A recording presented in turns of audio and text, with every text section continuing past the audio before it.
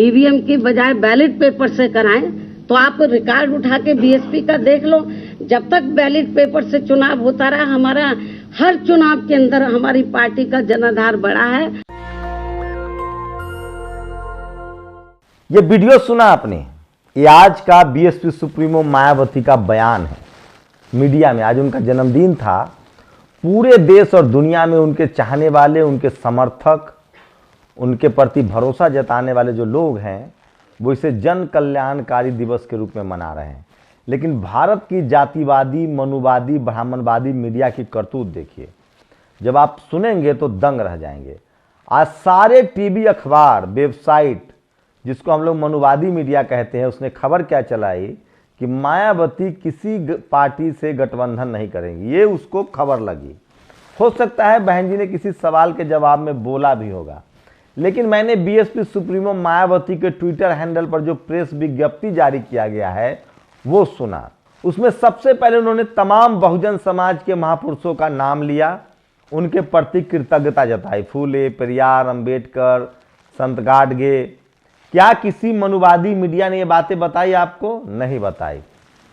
उसके बाद BSP supremo Mayawati ने जो सबसे बड़ा हमला बोला है वो ईवीएम को लेकर बोला है। 2 पैराग्राफ का उनका जो प्रेस नोट है उसमें शुरुआत से और अंत में सबसे ज्यादा हमला ईवीएम को लेकर किया गया है। उन्होंने कहा कि 2007 में उनकी बहुमत की सरकार बनी थी, लेकिन उसके बाद भी ईवीएम को लेकर उन्होंने शंका जताई थी। उसके बाद से लगातार देखा गया है कि उनकी पार्टी को जिन इलाकों में उनका गढ़ है, जहां उनके सबसे ज्यादा वोटर है, वहां भी विपक्षी दलों के उम्मीदवार जो वो है वो जीत जाते हैं। उसके बाद सबसे ज्यादा उन्होंने दलित और मुसलमानों की बात की है, पिछड़ों की बात की है। सोचिए, उन्होंने कहा है कि किस तरह से हल्द्वानी में मुसलमानों को निशाना बनाया जा रहा है, किस तरह से पिछड़े समाज का नगर निकाय चुनाव में आरक्षण खत्म कर दिया गया। और यह सब इसलिए हो रहा है क्योंकि जो चुनी हुई सरकार है उसको ईवीएम का सहारा है और इस देश के अब किसी भी नागरिक का ईवीएम पर भरोसा नहीं है। लेकिन सोचिए, इस देश के जातिवादी, मनुवादी, ब्राह्मणवादी पत्रकारों ने इस खबर को छुपा लिया। और खबर क्या चल रही है कि मायावती 2024 में यानी कि यूपी के चुनाव में किसी से गठबंधन नहीं करेंगी। पूरे प्रेस नोट में इस बात की चर्चा नहीं है।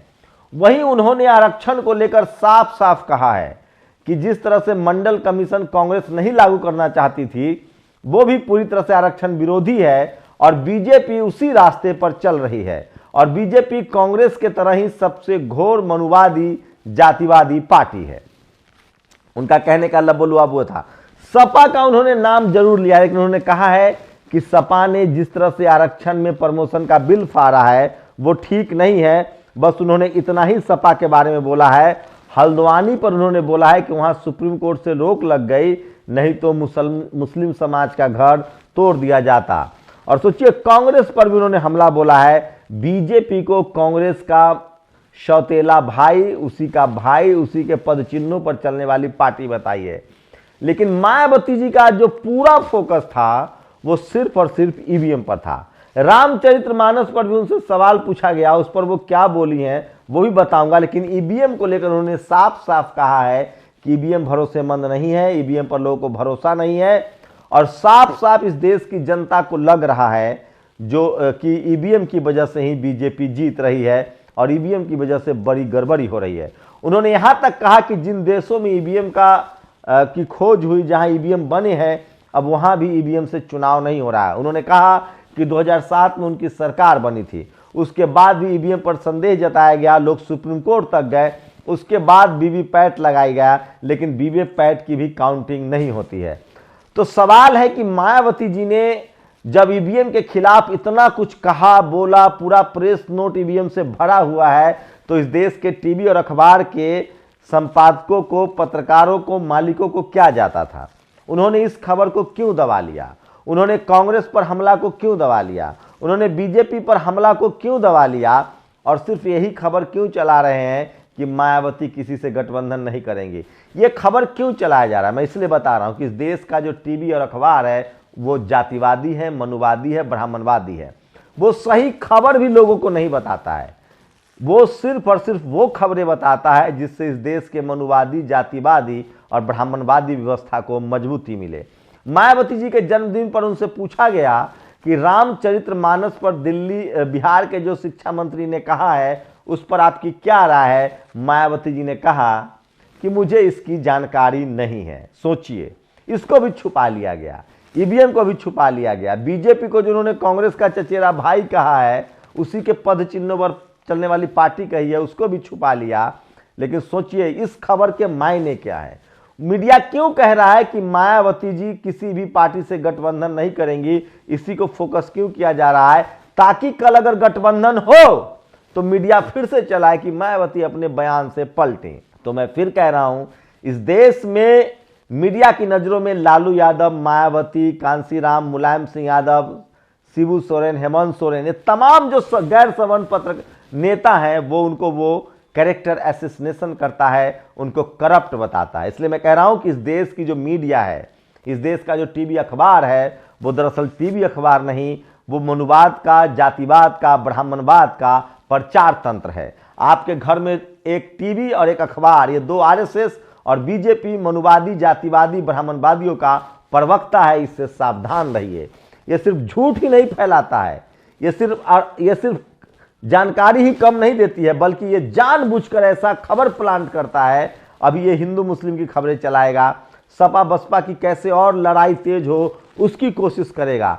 तो ये सब कुछ टीवी अखबार की वजह से किया जा रहा है। जैसे अभी बिहार के शिक्षा मंत्री को घेरा जा रहा है, जैसे इससे पहले राजेंद्र गौतम को घेरा गया था। मैं आपको बता दूं, अखिलेश यादव ने बीएसपी सुप्रीमो मायावती जी को बधाई दी है।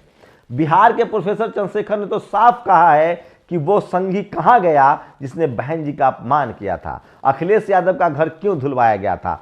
दिल्ली के पूर्व सोशल जस्टिस मंत्री राजेंद्र पाल गौतम ने भी बीएसपी सुप्रीमो को जन्मदिन की हार्दिक बधाई दी है। तो समझिए, मैं बार बार कह रहा हूं कि बहुजन समाज के लोग इससे पहले इतना एकजुट कभी नहीं थे और एकजुट हो रहे हैं, भविष्य में भी और एकजुट होंगे। आपने देखा, एक भी मैं सोशल मीडिया पर नहीं देख रहा हूं कि किसी भी एससी, एसटी, ओबीसी, माइनॉरिटी और किसान जातियों के लोगों ने मायावती के खिलाफ एक सिंगल लाइन लिखा हो। हाँ, पार्टी कोई हो, उसके जो सवर्ण नेता हैं, जो ब्राह्मण नेता हैं, वो जरूर मायावती जी के इधर उधर लिखते रहते हैं, बोलते रहते हैं। सपा के जो सवर्ण नेता हैं वो राजभर पर हमला करेंगे। राजभर का जो सवर्ण प्रवक्ता है पीयूष, वो सपा पर हमला करेगा। बीजेपी क्या पॉलिसी करती है, गैर सवर्ण नेताओं को आगे बढ़ाती है सपा और बसपा के खिलाफ, उस पर बयान दिलवाती है। तो ये सब कॉन्स्पिरेसी चलती रहती है, इसको आपको समझना पड़ेगा। और रामचरितमानस विवाद, प्रोफेसर चंद्रशेखर के मामले के बाद साफ हो गया है कि ब्राह्मण समाज के पत्रकार हो, नेता हो, चाहे वो बीजेपी समर्थक हो, बीजेपी के खिलाफ हो, कांग्रेस समर्थक हो, कांग्रेस के खिलाफ हो, या ब्राह्मण नेता किसी भी पार्टी में हो, वो पूरी तरह से इस देश में मनुवाद, जातिवाद, ब्राह्मणवाद को बनाए रखना चाहता है। अब तक हम लोग को लगता था कि ये लोग सिर्फ एंटी रिजर्वेशन की बात करते हैं, रिजर्वेशन के खिलाफ हैं, लेकिन अब साफ है कि ये लोग कर्मकांड के साथ भी लगातार बने हुए और ये चाहते हैं कि भारत में विज्ञान ना आए, भारत में जातिवाद, मनुवाद, ब्राह्मणवाद मजबूत हो। और इसी के तहत लगातार जितने बहुजन नेता हैं उनको डिक्लाइन किया जाता है, उनको नीचे दिखाया जाता है। सोचिए, इस देश में जेल में कौन? बहुजन, किसान। इस देश में करप्ट कौन? बहुजन, किसान। इस देश के बेईमान नेता कौन? बहुजन नेता, किसान नेता। और विदेश पैसा लेके कौन भाग रहा है? एक भी एससी, एसटी, ओबीसी, माइनॉरिटी, किसान जाति का कोई है? इस देश में सबसे ज्यादा शहर में पैसे किसके हैं? शहरों में घर किसका है? बिल्डिंगें किसकी है? बड़ा बड़ा टेंडर कौन लेता है? कैबिनेट सेक्रेटरी कौन है? ब्यूरोक्रेट्स कौन है? बिजनेसमैन कौन है? जज कौन है? मीडिया में कौन है? जुडिशियरी में कौन है? ब्यूरोक्रेसी में कौन है? फिल्मों में कौन है? तमाम पावर सेंटर्स पे कौन है? और इस देश में आजादी के बाद की मैं बात कर रहा हूं, 75 सालों से किस जाति के लोग इस देश में मलाई खा रहे हैं और कौन, किस जाति के लोग इस देश का निर्माण कर रहे हैं, इसका पता लगाना जरूरी है। कौन भ्रष्टाचार कर रहा है और कौन बेवजह खीरा चोरी के आरोप में, बिना आरोप में जेल में बंद है। ये सब पर बात होनी चाहिए, जो राष्ट्रपति द्रौपदी मुर्मू ने कहा था।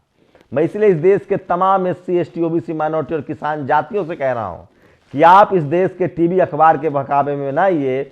वो आपके बच्चों का दुश्मन है, वो आपके कॉन्स्टिट्यूशनल राइट्स का दुश्मन है। वो नहीं चाहता है कि आप कलेक्टर, एसपी, डीएम, पत्रकार, जज, बिजनेसमैन बने। वो चाहता है कि आप मजदूर, मजबूर, लाचार और बेबस बने रहे। और ऐसे ही जो लोग सोच रखते हैं, मैं उनको जातिवादी, मनुवादी और ब्राह्मणवादी कहता हूं। सवाल तो है कि इस देश के 75 सालों में इन पावर सेंटर्स पे रहने वाले, जिन्होंने देश चलाया, जिन्होंने सबसे ज्यादा राज किया है, जो चपरासी से लेकर चीफ जस्टिस के पद पर कायम हैं, तो आखिर इस देश की बर्बादी का जिम्मेदार कौन है? ये वही लोग हैं जो मायावती के ईवीएम वाली खबर छुपा लेते हैं और गठबंधन वाली खबर को खबर बताते हैं। इस दुष्चक्र को समझिए, इस बेईमानी को समझिए। और हम लोग यही कोशिश कर रहे हैं, तो उन तमाम मनुवादी, जातिवादी, ब्राह्मणवादियों के पेट में दर्द उठता है और वो हमें फोन कर धमकियां देते हैं। अब चिंता मत कीजिए, इनकी धमकी भी आपको सुनाई जाएगी कि लोग किस तरह से बदतमीजी से, गाली गलौज इनकी भाषा है, और नफरत फैलाते हैं। अपनी प्रतिक्रिया जरूर दीजिए। शुक्रिया। नेशनल दस्तक की आपसे गुजारिश है कि अगर इसको बचाना चाहते हैं तो नेशनल दस्तक को सब्सक्राइब करने के लिए रेड कलर के सब्सक्राइब बटन को दबाएं, फिर बेल आइकन की घंटी दबाएं। नेशनल दस्तक को बचाने के लिए बहुत जरूरी है कि हर खबर को शेयर करें, लाइक करें, कमेंट जरूर करें।